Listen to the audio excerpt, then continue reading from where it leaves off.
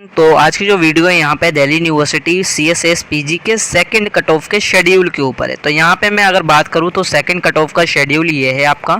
यहाँ पे अगर मैं आप लोगों से बात करूँ तो आप लोगों का यहाँ पे अगर जिन बच्चों को सीट मिल चुकी है तो यहाँ पे बेसिकली अब आपके डॉक्यूमेंट वेरिफिकेशन होंगे। जो भी आपने CSS PG पोर्टल पे अपलोड करे थे वो डॉक्यूमेंट आपके ऑलरेडी वहाँ पे सबमिटेड हो जाएंगे। जो भी आपको कॉलेज सेंटर या डिपार्टमेंट मिला है वो खुद ही ऑनलाइन वेरीफाई कर लेंगे, ठीक है। तो आपको घबराने की ज़रूरत नहीं है, लेकिन ये जो शेड्यूल है इसी टाइम पीरियड के अंदर आपके सारी चीज़ें होंगी। अब ये ध्यान रखना है, आपको अगर सीट मिल चुकी है तो बेसिकली आपको सीट एक्सेप्ट करना है 2 जुलाई से लेकर या 6 जुलाई तक मेंशन है इन्होंने, 4:59 यानी शाम के 5 बजे से पहले आप लोग अपनी सीट को एक्सेप्ट कर सकते हो।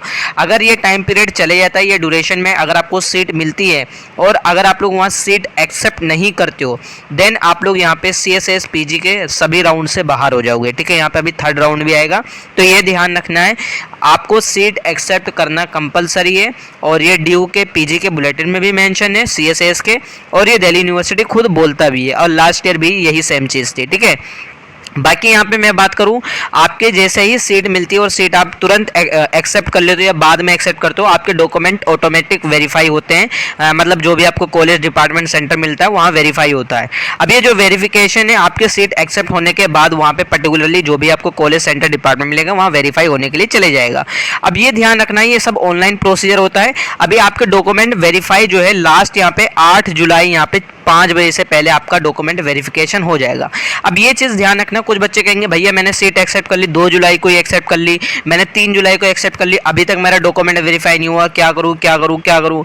देखो आपको मैं बता दूँ, सीट बहुत सारे बच्चों को अलॉट होती है। अब बहुत सारे बच्चों को डॉक्यूमेंट वेरीफाई होते हैं। अब बहुत सारे कॉलेजेस हैं जो बेचारे क्या नाम है काम कर रहे होते हैं डॉक्यूमेंट वेरिफिकेशन को लेकर, ठीक है। अब सभी का तो एकदम नहीं हो सकता ना, वो टाइम लेगा, किसी का हो सकता है पहले हो जाए, किसी का हो सकता है टाइम लगे।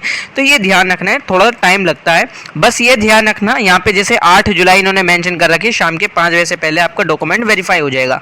मैं इतना कहता हूँ अगर आपका डॉक्यूमेंट 7 जुलाई तक वेरीफाई हो जाता है तो अच्छी बात है, लेकिन अगर आपको स्टिल वहाँ पे 7 जुलाई की मॉर्निंग तक वेरीफाई नहीं होता हुआ दिख रहा है, ठीक है, यानी 7 जुलाई की मॉर्निंग तक भी वहाँ स्टिल यही दिखा रहा है कि अभी डॉक्यूमेंट आपका वेरीफाई नहीं हुआ है, क्योंकि डॉक्यूमेंट वेरिफिकेशन में 3 से 4 स्टेजेस होती हैं, वो मैंने ऑलरेडी डिस्कस कर रखी है, वीडियो का लिंक मैं पिन कमेंट में दे दूंगा, ठीक है।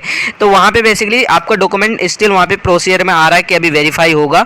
तो बेसिकली आप लोग क्या करना है, आपको जो भी कॉलेज डिपार्टमेंट या सेंटर मिला है उनसे कांटेक्ट करना, लेकिन मैं ये कहूँगा कि आप 7 जुलाई और मॉर्निंग तक वेट करो। बाकी एक चीज़ ये ध्यान रखना है, आपका वहाँ पे पोर्टल पर रेज अ क्वेरी का सेक्शन आ रहा होगा, तो रेज अ क्वेरी का सेक्शन आप लोग ज़रूर चेकआउट कर लेना। कहीं पर्टिकुलर आपके कॉलेज ने, डिपार्टमेंट ने, सेंटर में जो भी आपको अलॉट हुआ है वो ध्यान से देख लेना, कहीं उसने कोई पर्टिकुलर डॉक्यूमेंट तो नहीं मांगे, क्योंकि ये डॉक्यूमेंट हो सकता है उन्हें समझ में ना आ रहा हो तो वो डॉक्यूमेंट पर्टिकुलरली दोबारा से मांग सकते हैं, ठीक है, या कुछ एडिशनल डिटेल वहाँ पे वो आपसे मांग सकते हैं। तो ये ध्यान रखना, रेज अ क्वेरी सेक्शन आप लोग ज़रूर चेकआउट करते रहना, ठीक है। तो ये चीज़ें हैं, 8 जुलाई से पहले आपका डॉक्यूमेंट वेरीफाई हो जाएगा, नहीं होता तो 7 आपको पहली बात तो 7 तारीख से पहले आप मतलब 7 जुलाई मॉर्निंग तक वेरीफाई हो जाना चाहिए, नहीं होता आप आफ्टरनून में कॉल कर सकते हो जो भी आपको मिलता है कॉलेज।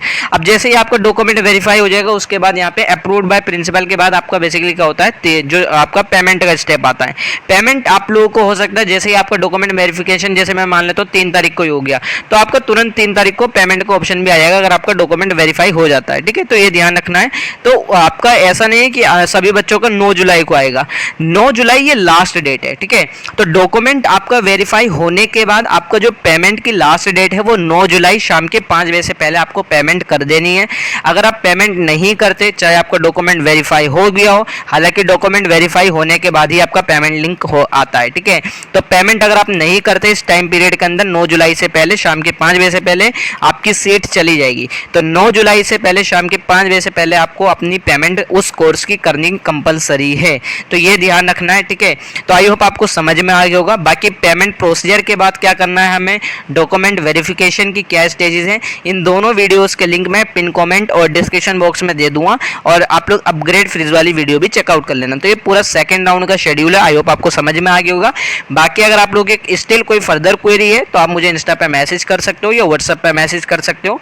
सभी के लिंक मैंने पिन कमेंट और डिस्क्रिप्शन बॉक्स में दे रखा है।